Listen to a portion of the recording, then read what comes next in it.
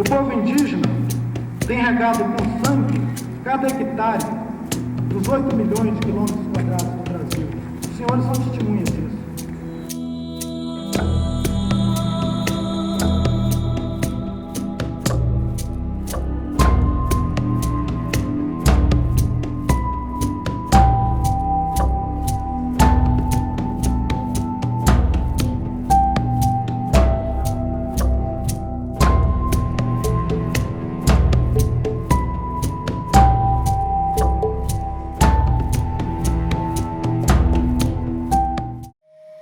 Eu comecei a me envolver no movimento indígena muito cedo, né?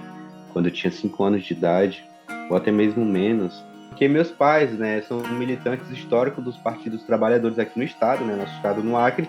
Meu avô que deu, digamos assim, esse grande passo, né, foi responsável pela demarcação da nossa terra, começando a combater as políticas de retrocesso já naquela época, né, na década de 70, de 80. E eles me ensinaram desde cedo que eu precisava me envolver dentro desse contexto político, porque é dentro da política que a gente começa a moldar tudo aquilo que acontece conosco.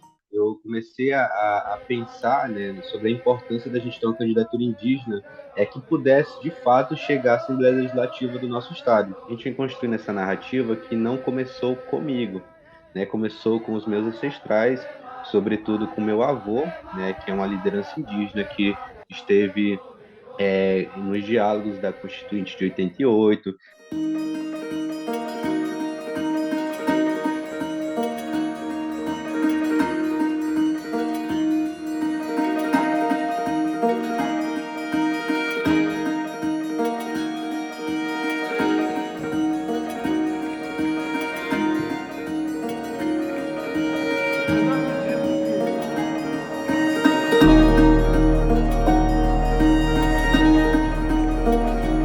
Os senhores não poderão ficar omissos, os senhores não terão como ficar alheios a mais essa agressão movida pelo poder econômico, pela ganância,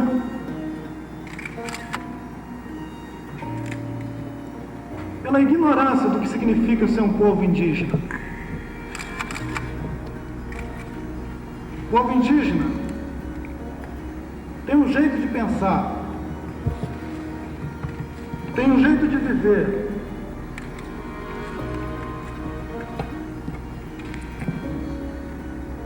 tem condições fundamentais para a sua existência e para a manifestação da sua tradição, da sua vida, da sua cultura, que não colocam em risco e nunca colocaram a existência sequer dos animais que vivem ao redor das áreas indígenas, quanto mais de outros seres humanos. Um povo que sempre viveu a revelia de todas as riquezas. Um povo que habita casas cobertas de palha, que dorme em esteiras no chão, não deve ser identificado de jeito nenhum como um povo que é o inimigo dos interesses do Brasil, inimigo com os interesses da nação e que coloca em risco qualquer desenvolvimento. A participação dos povos indígenas na política brasileira e nos processos eleitorais, ela é crescente já há bastante tempo.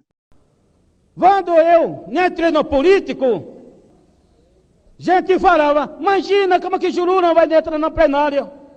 Imagina índio o que vai resolver na plenária. Imagina como que índio vai representar índio.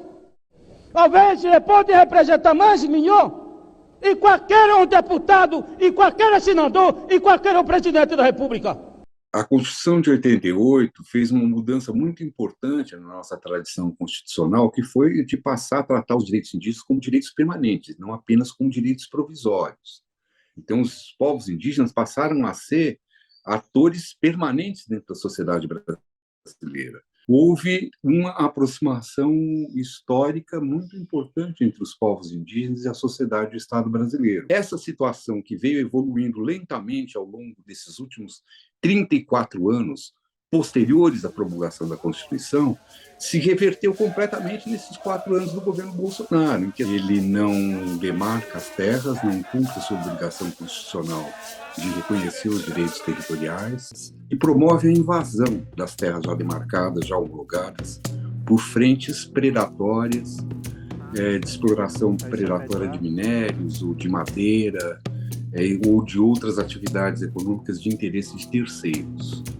Por isso é importante que os índios ocupem novos espaços políticos para reconstruir as políticas públicas de seu interesse dentro do Estado brasileiro. Peço a todos os nossos guerreiros e guerreiras que permaneçam aqui nesta casa, para concluir aqui a nossa audiência, esse espaço que nos foi concedido.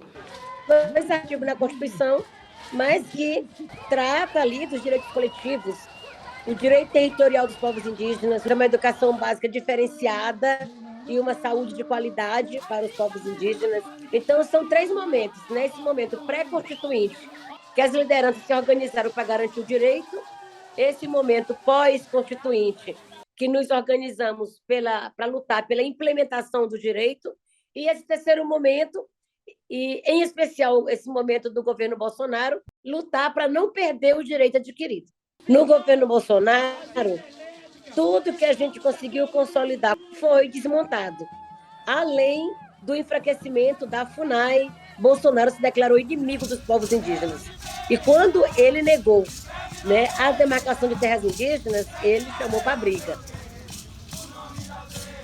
Não existe mais demarcação de terra indígena. O homem do campo acordava, por muitas vezes, apavorado com a notícia que a sua propriedade, via portaria do Ministério da Justiça, foi incluída numa nova reserva indígena. Nós botamos um ponto final nisso. E é por isso que a gente decidiu fazer um enfrentamento direto a partir da institucionalidade por meio da disputa eleitoral.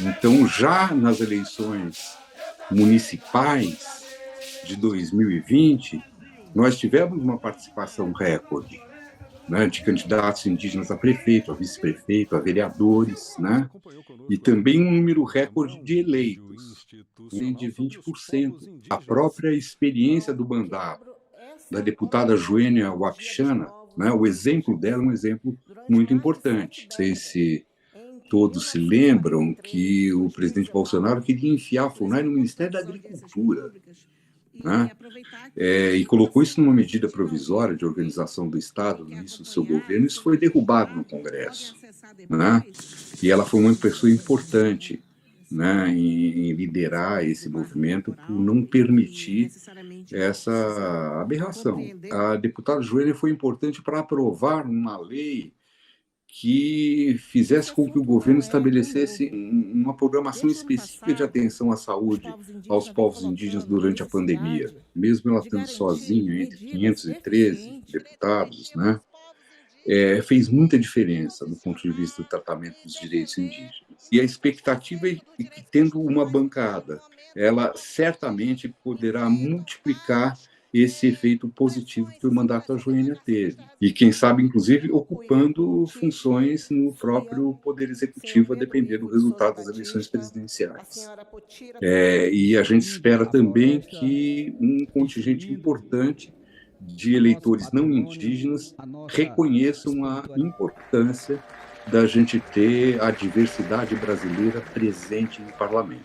Então, a gente vem sonhando com a candidatura indígena de esquerda e jovem, porque eu me baseio muito em uma fala da Sônia Guajajara, que a gente precisa estar ocupando esses espaços, porque toda política de retrocesso, tudo aquilo que nos ameaça, está saindo diretamente do Congresso. Votação, a redação final.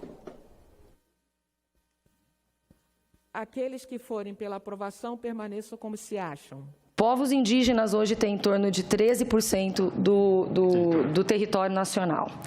A área, 13%. A área nossa agricultável e que é utilizada é de 7% segundo o mapa.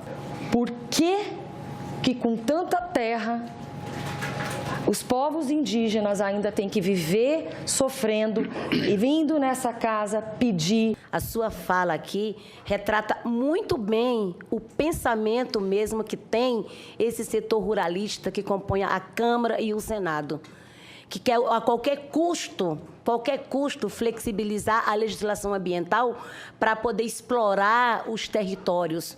A visão que você tem de terra é muito diferente da visão que a gente tem. Não dá para você olhar para nós, povos indígenas, e pensar que a gente tem o mesmo entendimento de território como o seu, que é de exploração, destruição, pensando em lucro, pensando em dinheiro. Não é esse o entendimento nosso. Para nós, o território é sagrado, nós precisamos dele para nós existir. E vocês olham para a terra indígena e chamam de terra improdutiva. Nós chamamos isso de vida. E nós estamos com um projeto político dos povos indígenas que tem como objetivo eleger uma bancada indígena, né? E aí eu estou na linha de frente dessa bancada. Vim para São Paulo já como parte dessa estratégia para visibilizar essa força coletiva dos povos indígenas, né? E essa necessidade de aumentar a representação nossa nas assembleias legislativas e também no Congresso Nacional. Porque é urgente a luta pela terra, é urgente a proteção do meio ambiente, é urgente a preservação da biodiversidade.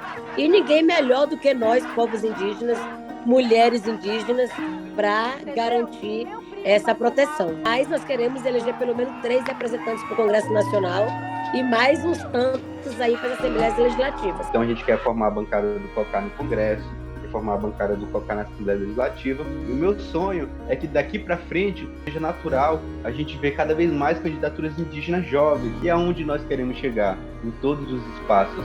Sobretudo, a gente quer chegar dentro da política.